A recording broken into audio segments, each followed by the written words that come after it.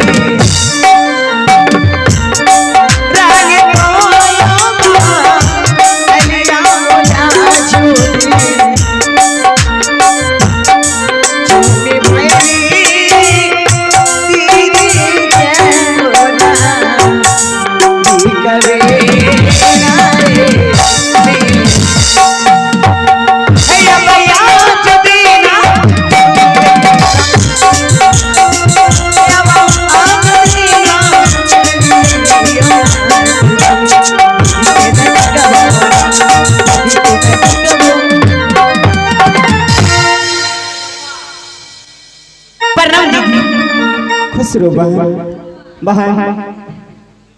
क्या बात है दीदी, मैं आपके पास से इसलिए आई हूँ ताकि मैं आपको कुछ कहने के लिए चाहती हूँ। मुझे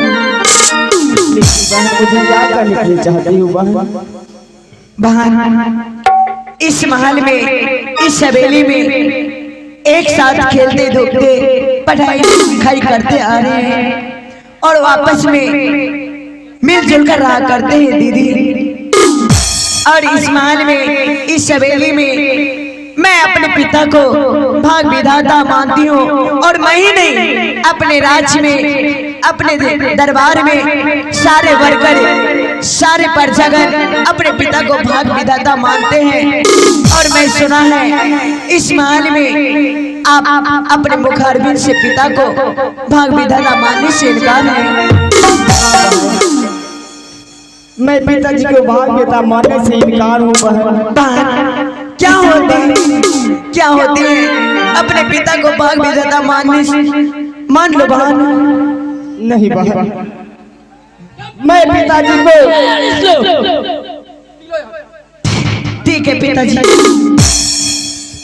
चंपा, तुम एक बात बताओ, भाग विधाता मानने से तैयार हो इनकार हो? बताओ बोलो।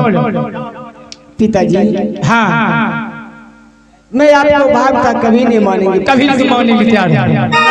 ठीक है चंपा, तुम कान खोल के सुन ले, 14 कोस की जागीर में तुमको जीवित रहने नहीं देंगे चंपा। जल्दी से